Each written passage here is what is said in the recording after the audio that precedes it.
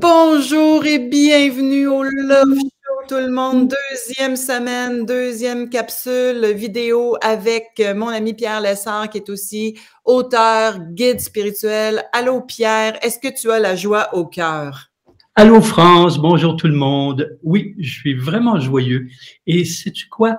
Je me disais, dans une période comme on vit, c'est important de se donner le droit d'être joyeux.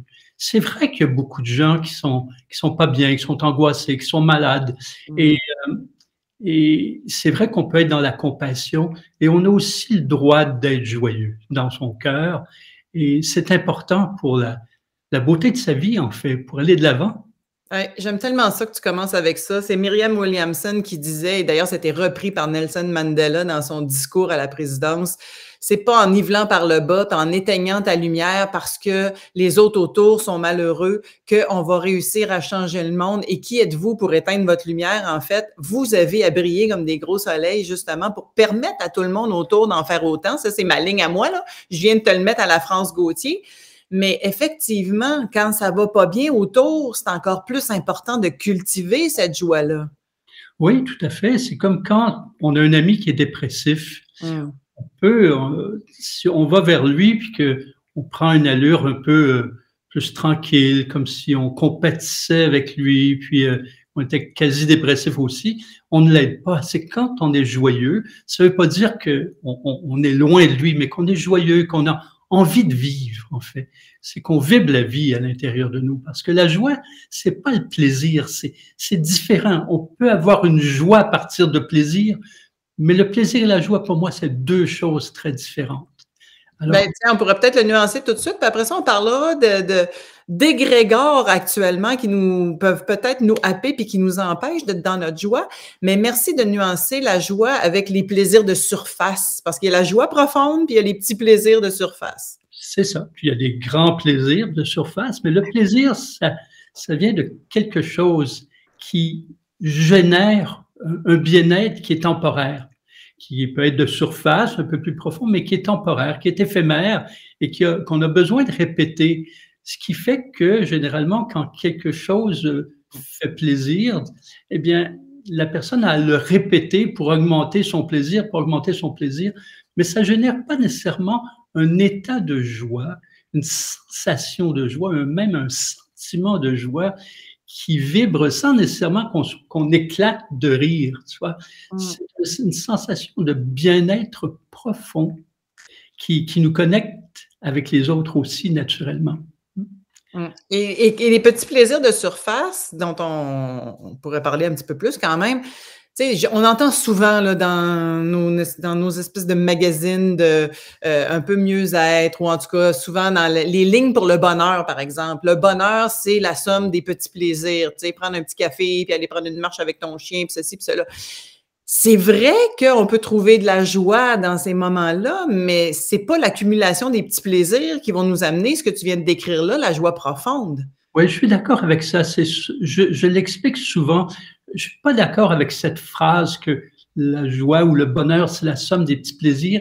C'est comme si, avec le temps, beaucoup de gens avaient de la difficulté à vivre la joie, puis qu'on allait les convaincre que c'est la somme des petits plaisirs, faites-vous-en pas, ça va aller. Alors, évidemment, les sensations de la vie peuvent apporter de véritables joies, des plaisirs, mais aussi de véritables joies. Et c'est pas tous les petits plaisirs parce que c'est comme une compensation, tous ces petits plaisirs. C'est agréable quand même, je suis pas contre les petits plaisirs ou les grands plaisirs, c'est agréable, mais c'est une compensation, quelque chose de plus grand qui est de la joie et du bonheur, en fait, de vivre. OK, puis on va parler de la compensation, puisque là, tu m'amènes à parler de ça, là. La compensation, quand tu dis c'est des compensations, ces petits plaisirs-là, c'est parce qu'on manque de satisfaction. Fait qu'on va aller dans la recherche des plaisirs, des petits plaisirs, jusqu'à souvent à l'excès de ça, parce qu'on manque quelque part à l'intérieur. Tu sais, moi, je me souviendrai toujours quand j'ai fait mon virage, puis j'ai commencé ma quête spirituelle. Bien, j'avais une belle maison à Saint-Lambert sur la rive sud de Montréal, la Volvo parquée à la porte, le chum, les enfants, tout était parfait, la vie professionnelle. De l'extérieur, on avait l'air heureux et parfait. Et pourtant, je regardais ma tarte puis il me manquait un morceau et je n'arrivais pas à retrouver cette joie profonde-là. Et quand j'ai décidé de me séparer, de transformer ma relation avec le père de mes enfants, j'étais partie avec un livre qui s'appelait « Choisir la joie ». Et je te dis, Pierre, j'en étais parfaitement incapable. Je lisais ça, puis je me disais, voyons donc, comment je pourrais choisir la joie alors que je suis profondément malheureuse, malgré tout ce qu'il y a en avant qui a l'air si beau de l'extérieur? Comment on fait pour choisir la joie dans une situation où est-ce que soit qu'on est déprimé, soit qu'on est en séparation ou en deuil, soit qu'on vit présentement les égrégores, c'est-à-dire les concentrations d'énergie que nous fait vivre la pandémie, de peur, d'insatisfaction, de colère, ceci, cela? Tout à fait. Alors, tu touches beaucoup de thèmes là dans ton énoncé. Comment on fait pour trouver la joie quand on est loin de la joie, finalement? Ben, il y a un thème qui est important dans ce que tu as dit aussi, c'est la satisfaction. Moi, je vais dire souvent que pour moi, l'être humain a une dose de satisfaction tous les jours à atteindre. Ça fait partie de sa poussée de vie. Et donc, sa satisfaction, s'il ne l'atteint pas dans ce qu'il est, dans ce qu'il crée, dans sa relation avec les autres, il va forcément aller la chercher dans des petits plaisirs. Et c'est tout à fait correct. C'est pas un jugement là, de ça. C'est tout à fait correct. Prenons un exemple. Si quelqu'un va travailler toute la journée dans un environnement où il est critiqué, où on ne se sent pas satisfait de lui, il ne se sent pas satisfait non plus, il arrive à la fin de la journée, peut-être qu'il va aller chercher un niveau de satisfaction qui est plus superficiel, mais dans un bon repas, ou dans un verre de vin, ou dans quelque chose d'autre.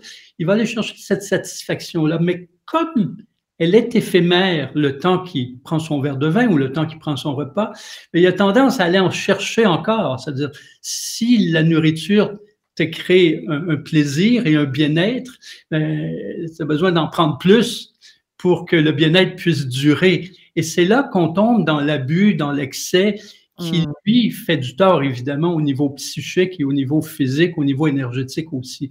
Donc, l'idée, c'est d'aller plus profondément dans qu'est-ce qui m'apporte des satisfactions profondes, qu'est-ce qui m'apporte des satisfactions de l'ordre de la joie.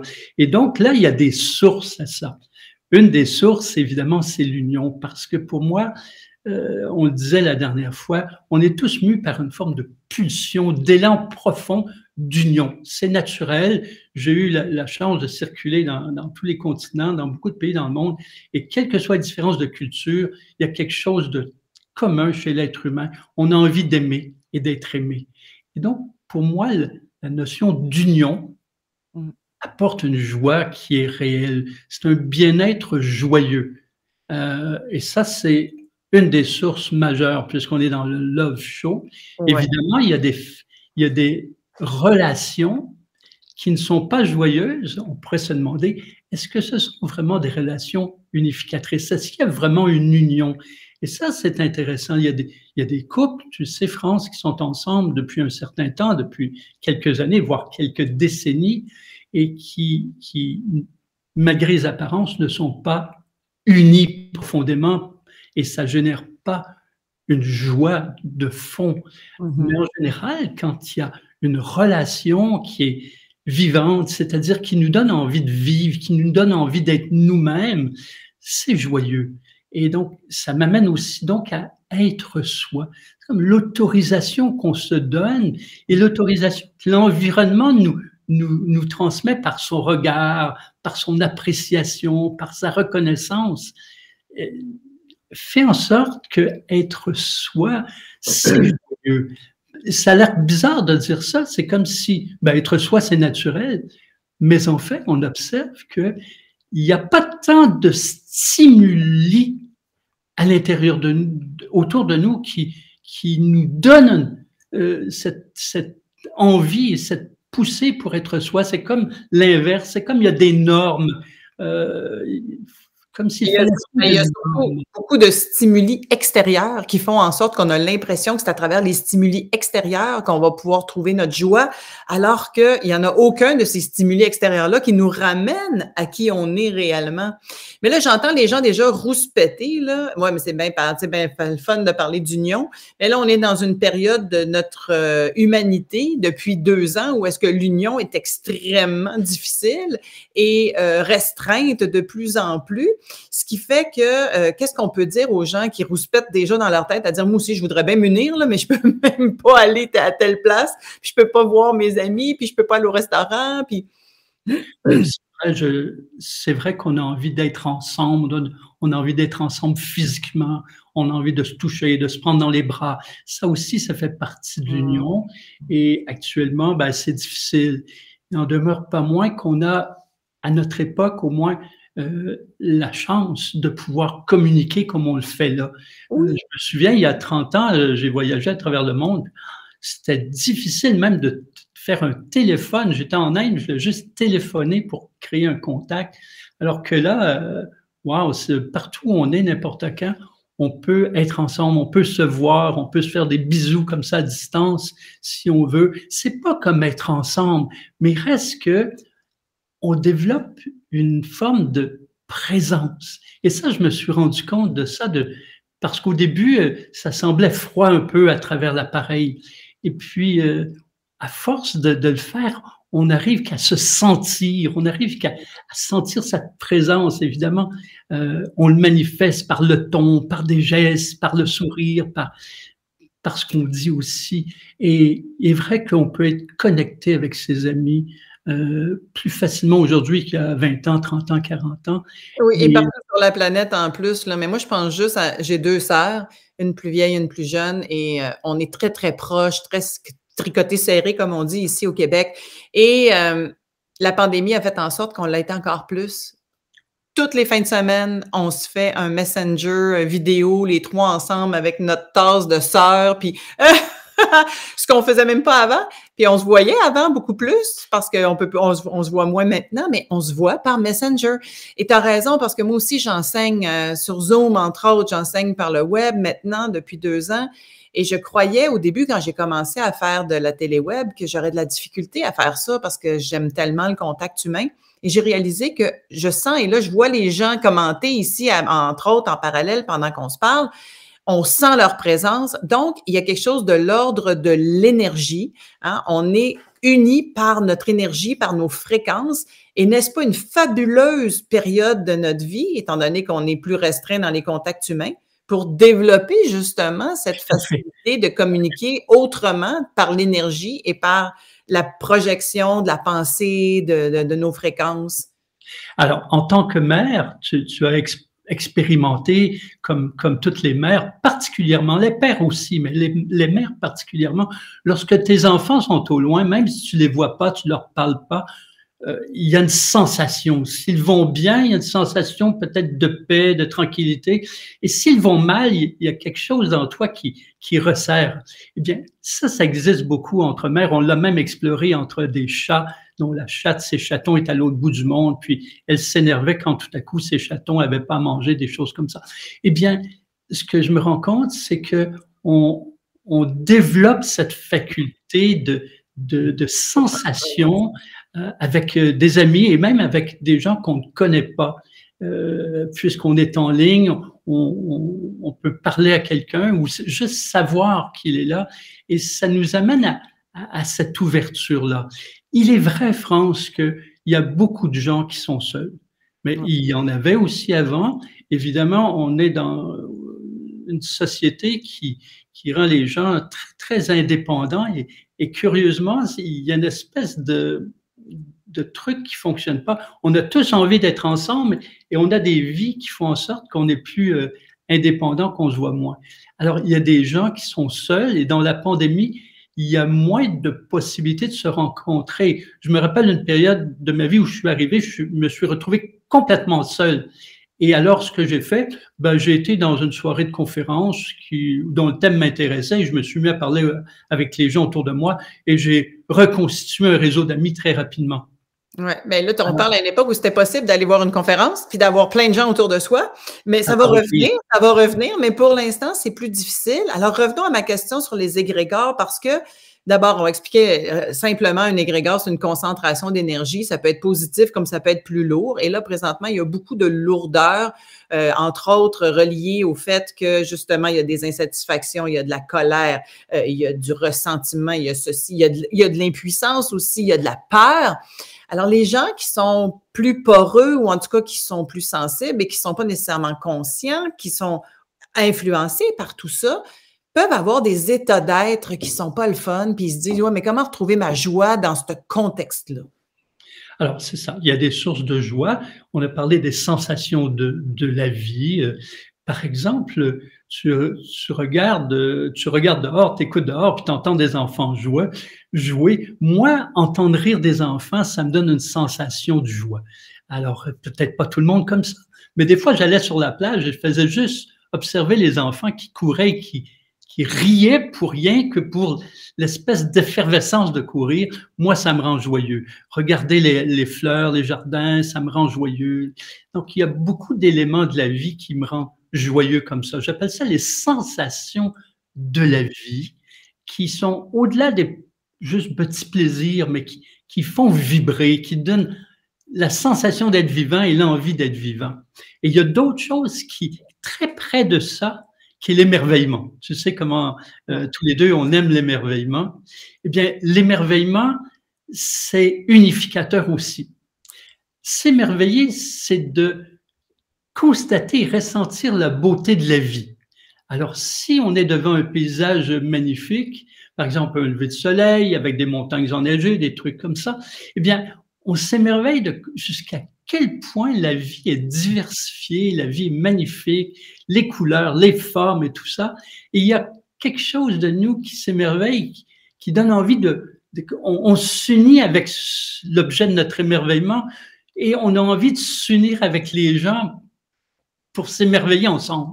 Je pense que j'en ai parlé la dernière fois, que quand on est devant un paysage magnifique, la première chose qui nous vient en tête, c'est de dire « regarde, regarde ». C'est drôle parce que j'ai pensé à toi le soir de la pleine lune. En fait, ici, c'était lundi, mais dimanche soir, je revenais d'un autre village en Estrie et j'ai vu le lever de pleine lune sur la montagne et le ciel était d'un rose que seulement l'hiver peut au Québec puis ailleurs probablement aussi, mais que l'hiver au Québec nous offre sur un plateau d'argent, c'est des ciels roses avec les montagnes enneigées et la pleine lune qui se levait. Et j'ai eu une pensée pour toi en me disant, OK, je m'émerveille et en plus, bon, je sais que tu fais des enseignements à toutes les pleines lunes, fait que c'est pour ça que je pensais à vous autres. Mais bref, quel moment d'émerveillement, puis c'est quelques secondes. Et là, je me suis dit, je vais faire une impression dans ma tête pour que quand j'aurai pas ça, je vais m'en rappeler comment est-ce que là, j'avais un moment d'émerveillement. Puis je dirais aux gens qui nous écoutent, ça commande un petit effort. C'est-à-dire que, par exemple, je suis allée patiner, moi, la fin de semaine dernière, et je vous dirais que où je suis allée patiner ici au bord du lac avec plein de gens, il n'y en avait pas de pandémie. Les gens étaient dehors, les gens étaient joyeux, ce qui fait que ça commande un petit effort pour sortir de chez soi, aller se promener en forêt, aller se promener dans un parc, entendre les enfants rire. Il faut sortir de chez soi si on n'en a pas dans notre maison. Et c'est là où est-ce que justement on va pouvoir nourrir notre joie. Qu'est-ce que tu en penses? Oui, et puis l'émerveillement, tu vois, devant ton paysage, ton lever de lune avec les couleurs, il n'est pas éphémère. C'est-à-dire que même si quelques heures après, tu n'es plus devant ce paysage merveilleux, la sensation de joie devant le merveilleux, elle perdure. Et le merveilleux, c'est pas juste un paysage. Qui d'entre nous s'est pas émerveillé devant un enfant qui apprend à marcher ou qui apprend à se servir d'un couvert, d'un ustensile, quelque chose comme ça. Ça nous touche au plus profond de nous, ça nous fait sourire, ça nous fait vibrer, ça nous fait vivre. Alors, des sources d'émerveillement, il y en a partout. De voir une rose qui s'ouvre, un bourgeon qui s'ouvre dans nos maisons, de voir si vous avez un animal de compagnie, vous avez de quoi vous émerveiller continuellement de tout à coup, de ce qu'il peut faire. J'avais pas peur de tout briser. J'avais pas peur de tout briser mon studio. Je te montrerai Alice, là, qui est toujours couchée à mes pieds, mais les gens qui me suivent puis qui ont fait les méditations avec moi l'ont vu pendant toute la pandémie. Écoute, on va mettre quelques petits commentaires avant de terminer ça, là. Ici, Chantal qui dit, heureusement que depuis toujours, j'ai cette faculté, capacité de m'émerveiller. C'est mon salut actuellement. Fait que bravo, Chantal. Merci de le partager parce qu'effectivement, ça peut être une forme de salut actuellement. Étienne qui dit ici, là, je vais sauter la première. En fait, il dit, bon, c'est vrai que le contact physique nous manque, mais lorsque la pandémie va être terminée, on va apprécier encore plus. Bien, effectivement, des fois, on parle d'amour, là, puis là, c'est le love show, là.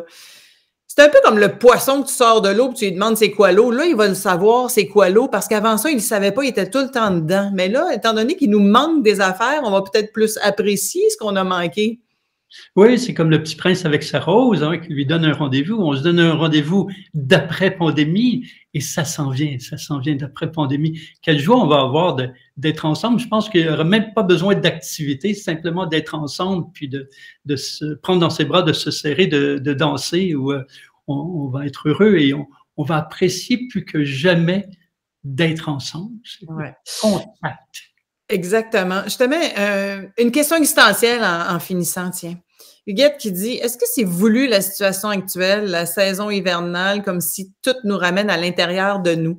C'est une belle question à poser, Huguette, parce que est-ce qu'il y a quelque chose, ben là, moi je sais la réponse, mais je vais te laisser répondre, de l'ordre de, il y a une situation actuelle qui était nécessaire pour transformer l'humanité puis aller vers ce nouveau monde qu'on veut tant voir se créer?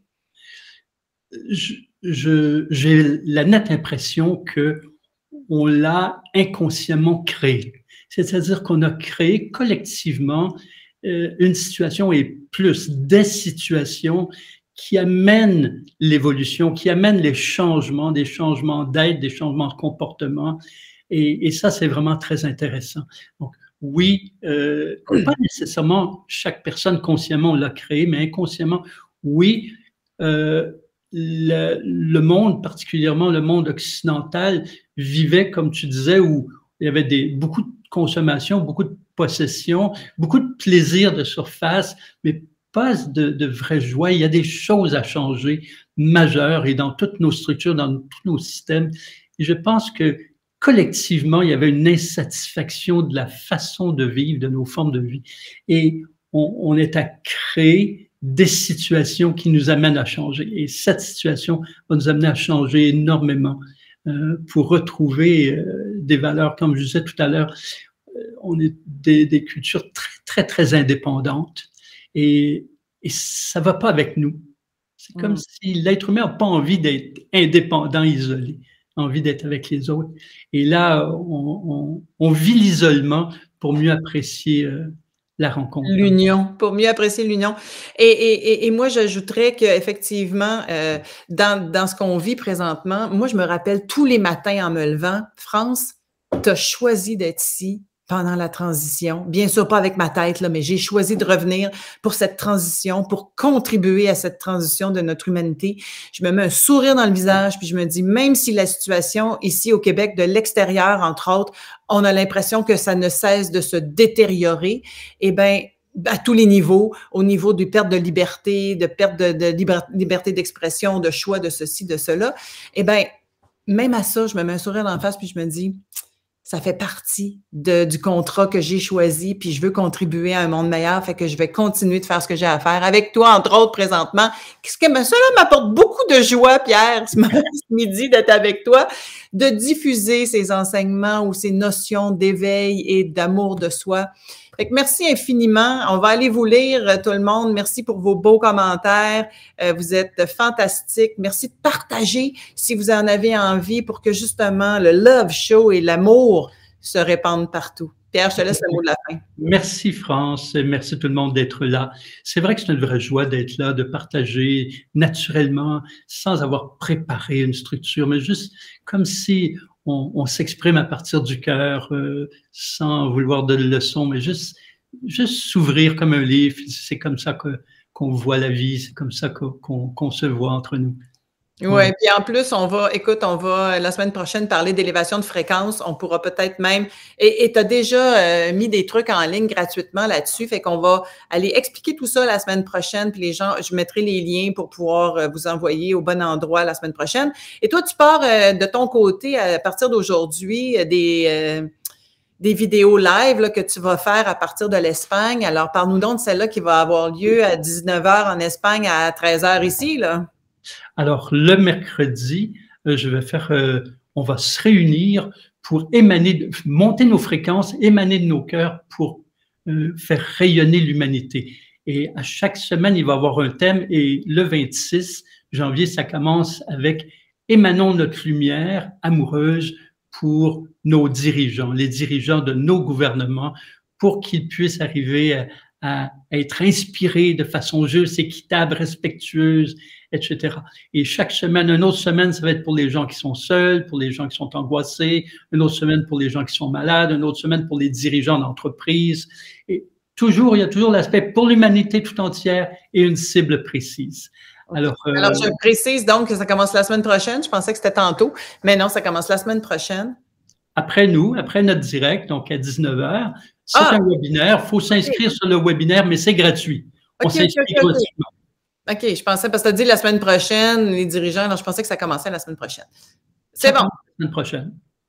Ça commence la semaine prochaine, le 26. Ben on s'entend. On dirait que ça n'a pas passé. Il y a une crotte sur le fil, comme je dis. Alors, on se termine ça dans la joie, tout le monde. Écoutez, je vais juste vous raconter une petite anecdote. Pierre, il s'en souvient pas nécessairement parce que quand on fait des séances de travail ensemble et que lui est en état altéré de conscience, eh bien, c'est moi qui reçois les messages puis j'y raconte après. Et dans une séance de travail il y a quelques années, les maîtres à travers toi, Pierre, je te le rappelle en même temps, nous avaient dit, vous savez, vous avez tout avantage à travailler ensemble, vous deux, parce que parlant de moi, France, il ne m'appelle jamais par mon nom, mais vous, là, chère âme, l'animatrice, là, mais l'animatrice, vous avez la faculté de diffuser facilement de la joie et le maître enseigneur, ou en tout cas le guide enseigneur, a la faculté d'apaiser et d'apporter de la paix. Et bien sûr que toi, tu apportes de la joie, puis moi, je peux apporter un peu de paix une fois de temps en temps aussi. Ah oui. Tout ça pour dire que ici, on a les ingrédients de la joie et de la paix et vice-versa. Et ce sont les deux ingrédients de l'amour. On parlera de la paix dans une autre capsule éventuellement. Tout à fait. La paix, la joie, l'amour, on est bien équipé avec ça. Merci tout le monde. Et puis, écoute, je t'écoute à 1h.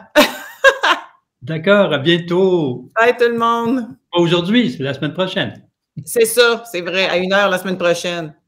Alors, il y avait encore une crotte sur le fil. Bonjour tout le monde.